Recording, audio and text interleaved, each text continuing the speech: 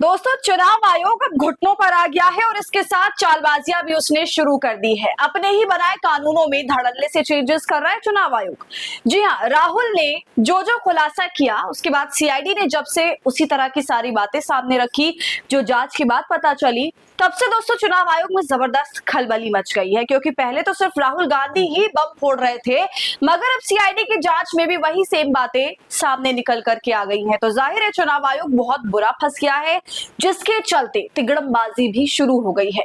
पूरा मामला क्या है, कैसे अब कांग्रेस की तरफ से भी चुनाव आयोग को सीधा अल्टीमेटम दे दिया गया है, सब कुछ आपको इस वीडियो में बताऊंगी, तो आप हमारे साथ अंत तक बने रहिएगा। नमस्कार, आदाब, आप देख रहे हैं खबर अड्डा और मैं हूं आपके साथ सुम्बुली। राहुल गांधी ने चुनाव आयोग को घुटनों पर लाकर खड़ा ही कर दिया। जिस फैसले को चुनाव आयोग ने बहुत सोच समझ कर लागू किया था, अब उसी फैसले के चलते इसी को बैकफुट पर आना पड़ रहा है। मुख्य चुनाव आयुक्त ज्ञानेश कुमार की हालत इतनी खराब हो गई है कि लगातार नियम पर नियम बदलते जा रहे हैं, वो भी एक आध नहीं बल्कि 30 नियमों को अब तक बदल चुके हैं। तो दोस्तों, कौन कौन से नियम हैं जिसको राहुल गांधी के खुलासे के बाद ज्ञानेश कुमार को मजबूरी में बदलने पड़े हैं, एक एक कर सब कुछ आपको बताऊंगी।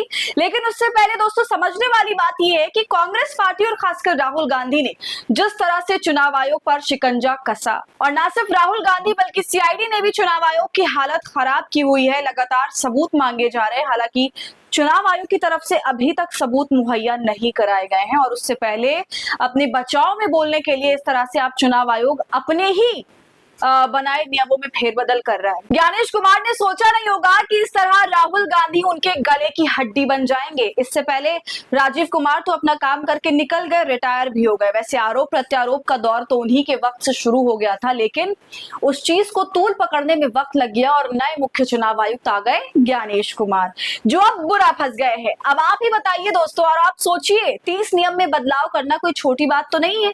कोई भी फैसला बहुत सोच समझ कर तैयार होता है, उसमें कई अधिकारियों की राय होती है। लेकिन आज का विपक्ष इतना मजबूत है कि ज्ञानेश कुमार को बैकफुट पर आना पड़ा, 30 नियमों को बदलने के लिए मजबूर होना पड़ा। कौन कौन से नियम बदल गए हैं उसकी बात करते हैं। देखिए दोस्तों, इसमें पहला नियम है, चुनाव आयोग ने अपनी ईसीआई नेट पोर्टल और ऐप पर एक नया ई साइन फीचर पेश किया। इसकी जानकारी भी मैंने आपको वीडियो में दी थी। अब वोटर्स को रजिस्टर करने या वोटर लिस्ट नाम हटाने, सुधार करने के लिए आधार से लिंक मोबाइल नंबर के जरिए अपनी पहचान वेरीफाई करनी होगी।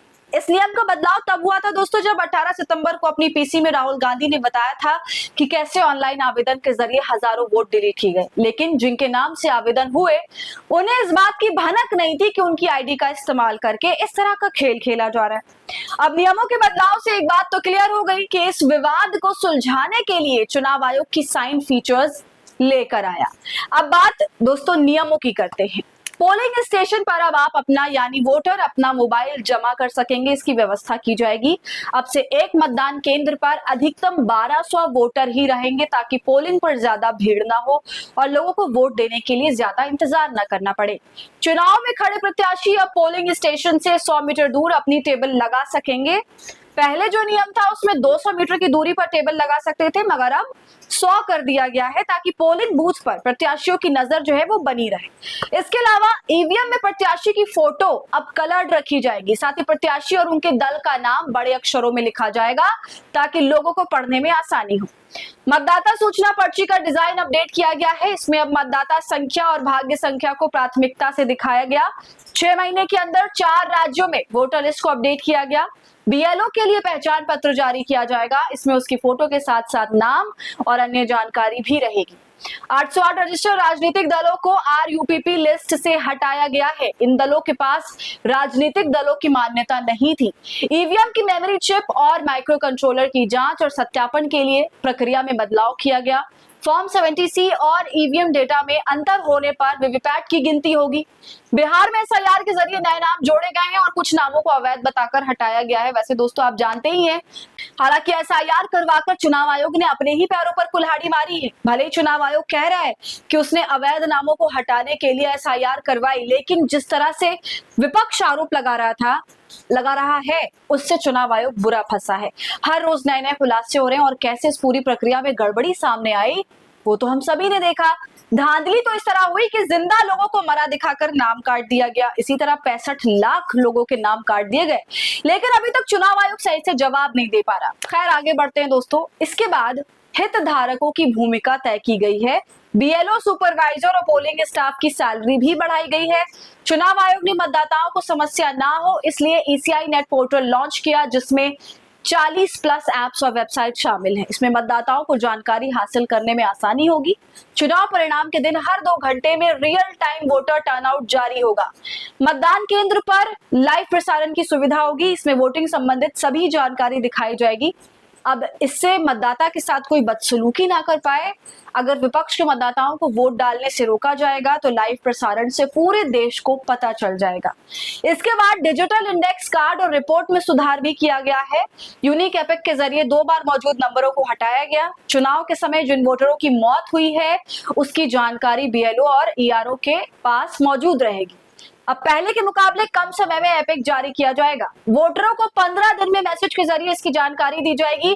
चुनाव आयोग ने देश भर में 28,000 पार्टी के नेताओं के साथ लगभग 5,000 सर्वदलीय बैठक की है। इनमें राष्ट्रीय और राज्य लेवल के नेताओं की 20 बैठकें आयोजित की गई। कानूनी सलाहकार और सीईओज के साथ नेशनल लेवल पर बैठक में बातचीत हुई। 7,000 से अधिक बीएलओ और पर्यवेक्षकों को ट्रेनिंग भी दी गई। इसी तरह जितने भी लोग और अधिकारी इस पूरी प्रक्रिया में शामिल होंगे उन सबको हर लिहाज से ट्रेनिंग दी गई है। इसके अलावा दोस्तों, बैलेट पेपर की पूरी गिनती होने के बाद ही ईवीएम को खोला जाएगा।